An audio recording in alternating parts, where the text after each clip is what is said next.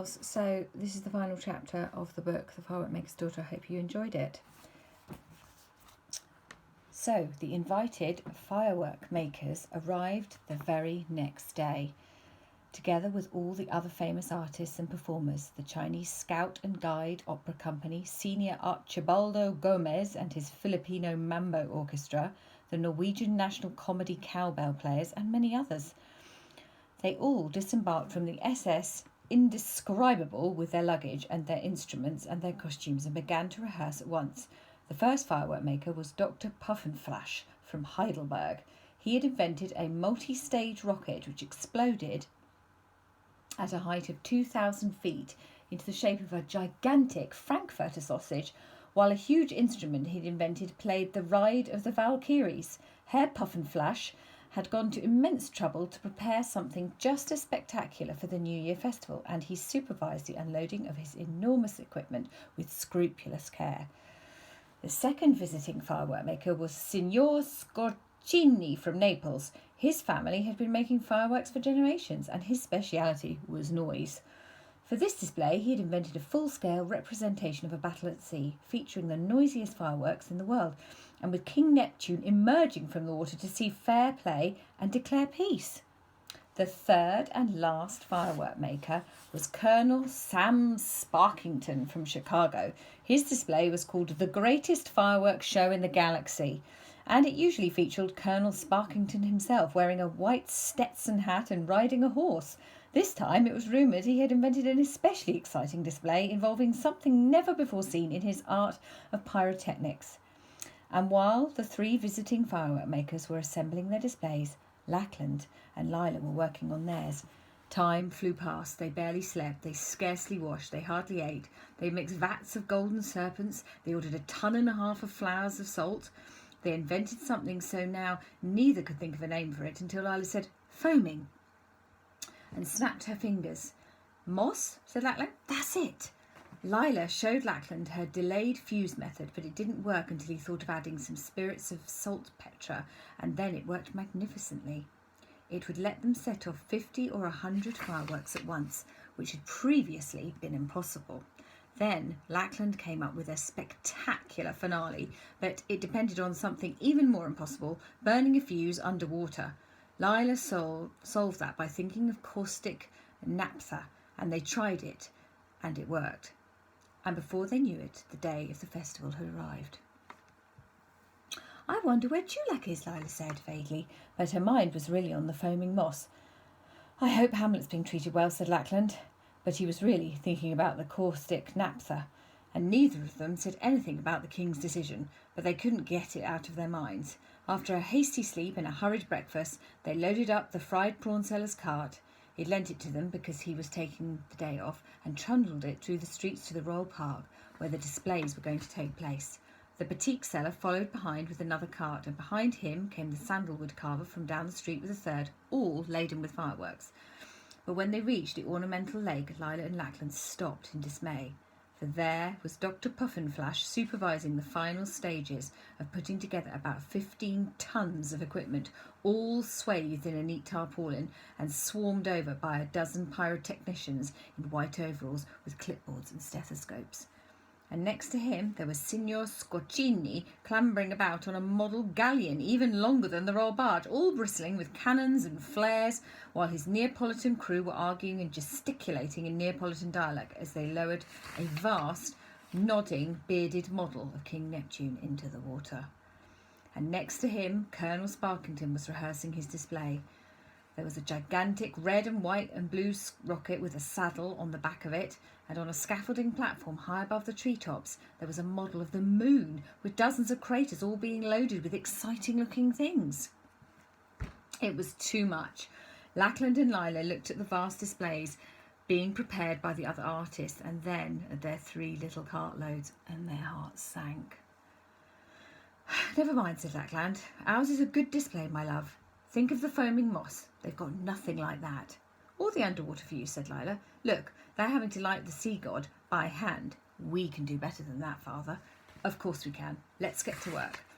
They unloaded their materials, and the batik painter and the sandalwood carver took their carts back with the promise of free tickets to the show.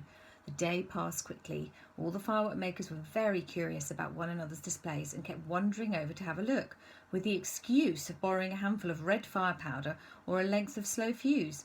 They came to look at Lackland and Lila's, and they were very polite, but it was plain they didn't think much of it. And all of them were desperate to look under Dr. Puffinflash's tarpaulin, but he kept it tightly tied down. Promptly at 7 o'clock, the sun went down, and 10 minutes later it was dark. People were beginning to arrive already, with rugs to sit on and picnic blankets, and from the palace nearby came the sound of bells and gongs and cymbals. All the firework makers were busy in the dark, putting the finishing touches to their displays, and they all wished one another good luck. Then came a roll of drums, and the palace gates were thrown open. By the light of 100 flickering torches, a great procession made its way to the grandstand by the lake. The king was being carried in a golden palanquin, and the royal dancers were swaying and stepping elegantly along the side. Behind them, decorated with gold cloths and jewels of every colour, with his tusks and toenails painted scarlet, came Hammett. "Oh, look at the poor thing," said Lila. "He looks utterly miserable. I'm sure he's lost weight." "He's missing Chulak. That's what it is," said Lackland. Hamlet stood disconsolately beside the grandstand as the king declared the competition open. "A prize of a gold cup and 1,000 gold coins will be awarded to the winner," the king proclaimed. "Only your applause will decide who has won." The first contestant will now begin his display. The firework makers had drawn lots to see which order they would perform in. Dr. Puffinflash was first. Of course, the audience had no idea what to expect, and when his mighty rockets whizzed up into the night sky and his gigantic Bombarden Gemilz Parkenpumper began to play the Ride of the Valkyries, hurling out great lumps of Teutonic lava, they all burst into oohs and ahs of excitement. Then came the highlight of his display. Out of the darkness arose a tribute to the king's favourite dish, a gigantic pink prawn, fizzing and sputtering, which began to revolve faster and faster until it all went out in a shower of salmon-coloured sparks and a sonorous chord from the Bombarden Norgelmitz Parkenpumper. The applause was colossal.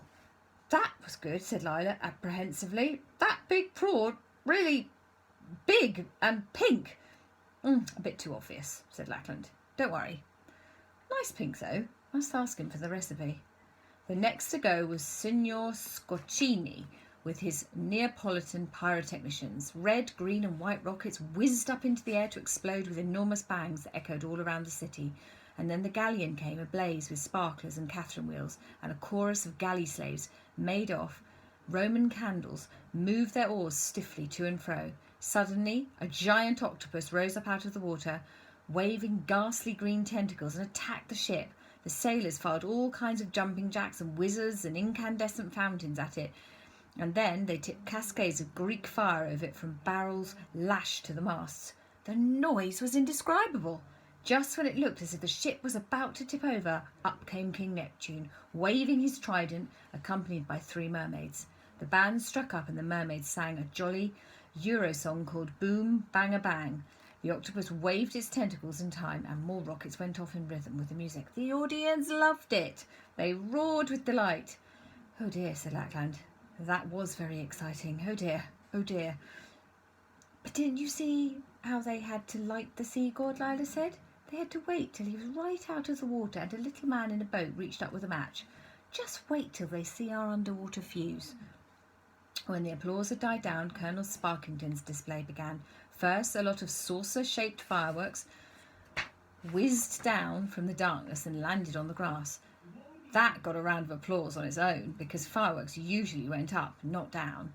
Then the famous moon swung into view way up above the treetops, and Colonel Sparkington galloped in on a white horse made of tiny Catherine wheels, waving his Stetson to the audience, who were in such a good mood that they cheered and cheered. Lila could see an official beside the king carefully counting the seconds that each burst of applause lasted. She swallowed hard. Then came the climax of Colonel Sparkington's display. After stamping out the flying saucers with his Catherine wheel horse, the gallant colonel jumped aboard the red, white and blue rocket. A Cherokee chieftain galloped in on a Palomino pony and fired a blazing arrow at the tail of the rocket, which ignited at once and whooshed up along a wire to the moon, with Colonel Sparkington waving his hat all the way. As soon as it landed, a dozen craters flipped open, and out came some little round-faced moon people with big eyes and pointed ears. The audience went wild. The moon people waved the flags of all nations and bowed to the king. Colonel Sparkington distributed rockets to them all, and they whizzed off in all directions, singing a song called Sparkington Forever. You could hear the clapping, the cheering and whistling and stamping for miles around. Lila and Lackland looked at each other. There was nothing to say, but then they hugged each other very tightly and ran into their places, and as soon as the audience was settled again, they began their display. The first thing that happened was that little lotus flowers made of white fire suddenly popped open on the water with no hint of where the fire had come from. The audience fell silent, and when the flowers began to float across the dark lake like little paper boats, they were completely hushed. Then a beautiful green light began to glow beneath the water and rose slowly upwards to become a fountain of green fire. But it didn't look like fire, it looked like water, and it splashed and danced like a bubbling spring. And while the fountain played over the lake, something quite different was happening under the trees. A carpet of living moss seemed to have spread itself across the grass. A million little points of light, all so close together they looked as soft as velvet. A sort of ah sound came from the audience. Then came the most difficult part. Lila had designed a sequence of fireworks based on what she'd seen in the grotto of the Fire Fiend. But it all depended on the delayed action fuses working as they should. And, of course, they hadn't had time to test them properly. If some of the fireworks went off a second too early or a second too late, the whole show would make no sense. But there was no time to worry about that now. Quickly and expertly, she and Lackland touched fire to the end of the master fuses and held their breath. First came a series of slow, dull explosions like the beat of a muffled drum. Everything was dark. Then a red light shivered downwards, leaving a trail of red sparks hanging in the air like a crack opening in the night. The solemn drum beats got louder and louder, and everyone sat very still, holding their breath because of the irresistible feeling that something was going to happen. Then it did. Out of the red crack in the night, a great cascade of brilliant red, orange and yellow lava seemed to pour down and spread out like a carpet of fire in the grotto. Lila couldn't resist glancing up very swiftly at Dr. Puffin, Signor Scorcini and Colonel Sparkington, and saw them all watching wide-eyed like little children. When the lava carpet had flowed down almost to the edge of the lake, the speed of the drumbeat got faster, and sharp bangs and cracks beat the air between them, and suddenly dancing, as he had heard in the grotto, Rizvani himself seemed to be there. Whirling and stamping and laughing for joy in the play of the eternal fire. Both Lila and Lackland forgot everything else and seized each other's hands and danced as well. Never had they produced such a display. No matter what happened, it was worth it. Everything was worth it for a moment of joy like this. They laughed and danced for happiness. But their fire was not Rizvani's, of course, and it couldn't last forever. The great red firework demon burned himself out, and the last of the red lava poured slowly into the lake, and then the little white lotus boats, now scattered over the water like stars in the sky, flared up and burnt more brightly than ever for a moment before all going out at once.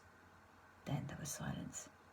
It was a silence that got longer and longer until Lila could hardly bear it, and she gripped Lackland's hand so tightly it nearly cracked. And when she thought it was all over, Lackland was doomed. Everything was ruined. There came a mighty yell from Colonel Sparkington. "Yee-haw!" he cried, waving his hat. "And bravissimo!" shouted Signor Scorcini, clapping his hands above his head. And "hook, hook, hook!" roared Dr. Puffin, seizing the cymbals from his bombardiner Norgal Mitzparkenpumper in order to clap more loudly. The audience, not to be out-applauded by the visiting firework makers, joined in with such a roar and a stamping and a clapping and a thumping of one another on the back and a whistling and a shouting that 438 doves roosting in trees 10 miles away woke up and said, "Did you hear that?" Of course, the court official timing the applause had to give up. It was obvious to everyone who had won, and Lackland and Lila went up to the royal platform where the king was waiting to present the prize. "I keep my word," said the king quietly. "Lackland, you are free. Take this prize, the pair of you, and enjoy the festival." Hardly knowing what was happening, Lila and Lackland wandered back to the darkness of the firing area under the trees. And he might have been going to say something, and she might have spoken too, but suddenly the air was filled with the sound of a mighty trumpet. "It's Hamlet," said Lila. "Look, he's excited about something." A moment later they saw what the elephant had seen, and Lila clapped her hands for joy. A little figure came strolling onto the grass in front of the royal platform and bowed elegantly to the king. It was Chulak.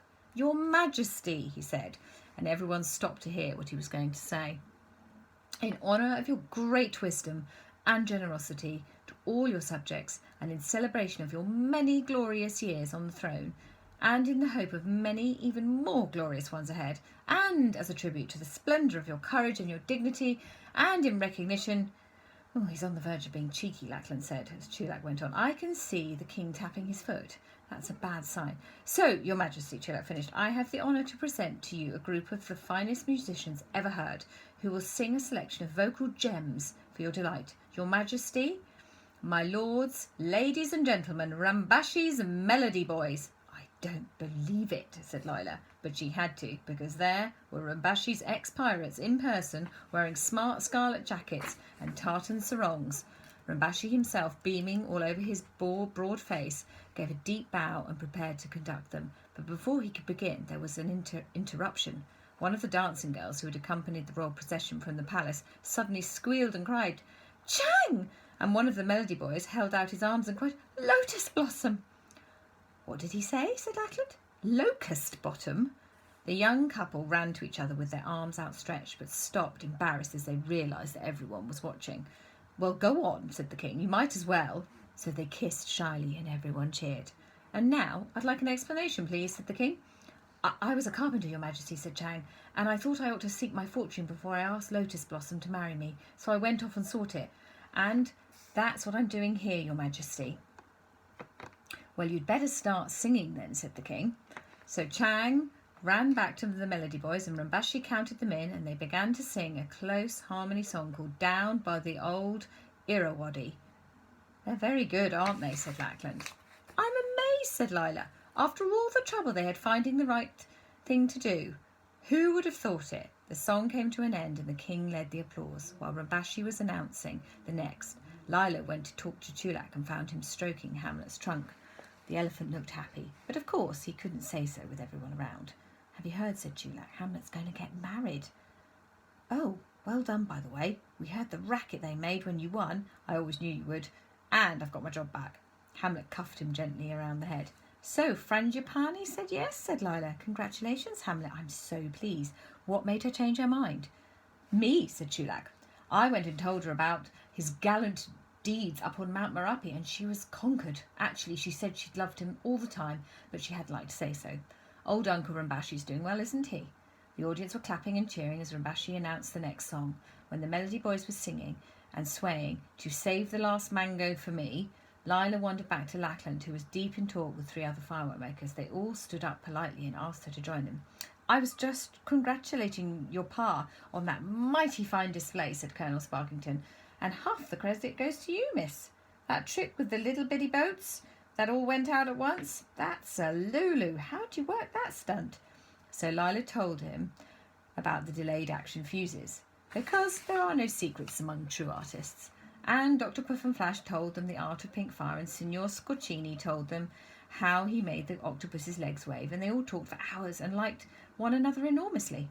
And very late, when they were extremely tired, and when even Rambashi's Melody Boys had run out of songs to sing, Lila and Lackland found themselves alone in the great garden, on the grass under the warm stars, and Lackland cleared his throat and looked embarrassed. "Lila, my dear," he said, "I have an apology to make." "Whatever for?" "Well, you see, I should have trusted you. I brought you up as a firework maker's daughter. I should have expected you to want to be a firework maker yourself. After all, you have the 3 gifts." "Oh yes, the 3 gifts. Razvani asked if I had them, and I didn't know, but then he said I must have brought them after all." And what with rushing back to the city and preparing the display and worrying about whether we'd managed to save your life, I forgot all about them, and I still don't know what they are. Well, my dear, did you see the ghosts? Said Lackland. Yes, I did. They didn't bring the gifts, and they failed, but what are the 3 gifts? They are what all firework makers must have. They are all equally important, and 2 of them are no good without the 3rd. The first one is talent, and you have that, my dear. The second has many names: courage, determination, willpower. It's what made you carry on climbing the mountain when everything seemed hopeless. Lila was silent for a moment, and then, what is the 3rd? It's simply luck, he said. It's what gave you good friends like Chulak and Hamlet and brought them to you in time. Those are the 3 gifts, and you took them and offered them to Rasvani as a firework maker should, and he gave you the royal sulphur in exchange. But he didn't. Yes, he did. He said it was an illusion. In the eyes of Rasvani, no doubt it is, but human beings call it wisdom. You can only gain that suffering and risk by taking the journey to Mount Merapi. It's what the journey's for. Each of our friends, the other firework makers, have made his own journey in similar ways, and so has Rimbashi. So you see, you didn't come home empty-handed, Lila. You did bring back the royal sulphur. Lila thought of Hamlet and Frangipani now happily engaged. She thought of Chulak restored to his job and Chang and Lotus Blossom restored to each other. She thought of Rimbashi and the Melody Boys happily snoring in the hotel, Intercontinental, dreaming of the triumphant show business career that lay ahead of them. And she thought of the other firework makers and how they'd welcomed her as one of them. And then she realised what she had learned. She suddenly saw that Dr. Puffin Flash loved his pink fire, and Signor Scorchini loved his octopus, and Colonel Sparkington loved his funny moon people. To make good fireworks, you had to love them, every little sparkler or crackle dragon. That was it. You had to put love into your fireworks as well as all the skill you had. And Dr. Puffin Flash's pink fire really was very pretty. If they combined some of it with a little glimmer juice and some of that double back powder they'd never found a use for, they might be able to...